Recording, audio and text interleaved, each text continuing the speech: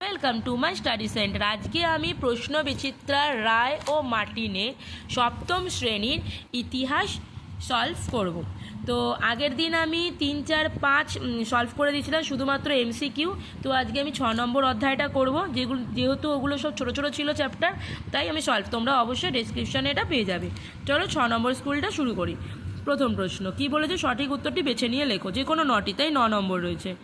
মোহাম্মদ ঘুরি মারা গেলে তার বিজিত অঞ্চলগুলোকে ভাগ হয়ে যায় 4 জন অনুচরের মধ্যে। পাইবশ ও সিজদা প্রথা চালু হয় গিয়াসউদ্দিন বলবনে। মোহাম্মদ বিন তুগলক দ্বিতীয় রাজধানী তৈরি করেন দৌলতাবাদ। গ্র্যান্ড ট্রাঙ্ক রোড নির্মাণ করেন শেরশাহ। আকবর দহশলা ব্যবস্থা চালু করেন 1580 খ্রিস্টাব্দে। দিল্লির শহর প্রধান জলপথ হল যমুনা নদী। নিজামুদ্দিন আউলিয়া ছিলেন একজন সুফি সাধক। মোগল আমলে সোনার মুদ্রা পরিচিত হয়েছিল মোহর নামে। ইংলিশ ইস্ট ইন্ডিয়া কোম্পানি তৈরি করেছিল 1600 খ্রিস্টাব্দে। ভারত থেকে ইউরোপে রপ্তানি করা হতো নীল।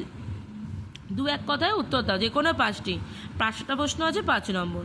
প্রথম প্রশ্ন, আরবি ভাষায় সুলতান শব্দের অর্থ কর্তৃত্ব বা ক্ষমতাও বলতে পারো।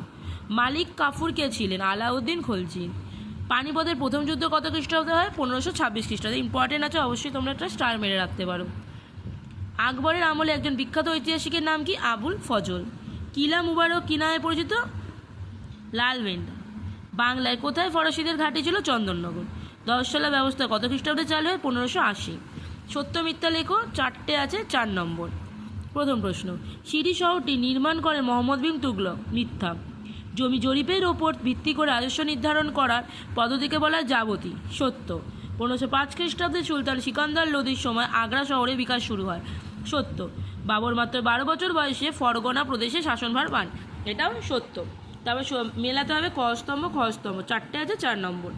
প্রথমে খলিফার সাথে দুর্বাস, বলবন তুর্কানি চিহলগানি। খলজি বিপ্লব, ইলবাড়ি তুর্কি অভিজাতদের ক্ষমতা অবসান। রাজা গণেশ বাংলা। এবারে নিচের বিবৃতিগুলোর সঙ্গে নিচের কোনটি হবে মিলিয়ে লেখো। 4টে আছে, 4 নম্বর। বিবৃতি কী বলেছে? মোহাম্মদ বিন তুগলক যে তামার মুদ্রা চালু করেছে তা অনেকে জাল করে। মুদ্রা জাল করা সম্মানের ব্যাপার ছিল না? মুদ্রা জাল করে সুলতান পুরস্কার পেত না? ওই মুদ্রা যাতে জাল না করা যায় তার ব্যবস্থা করা হয়নি। হবে ব্যাখ্যা 3। হুমায়ুন একসময় ভারত ছেড়ে চলে যেতে হয়েছিল। ব্যাখ্যা কী হবে? তিনি শের খানের কাছে যুদ্ধে পরাজিত হয়েছিল। ইউরোপ থেকে জলপথ ভারতে আসার জন্য পর্তুগিজরা বেশি উৎসাহী দেখিয়েছিল। ব্যাখ্যা 1। পর্তুগিজরা ভারতে মশলার বাণিজ্য দখল করতে চেয়েছিল। ময়স্তাসের নাম হয়েছিল বীরবল। এটা হবে ব্যাখ্যা 2। তিনি খুব বুদ্ধিমান ছিল। তো আশা করি তোমরা 6 নম্বর স্কুলটা বুঝতে পেরেছো। তো আবার পরের ভিডিওতে দেখা হবে। আজকের জন্য টাটা।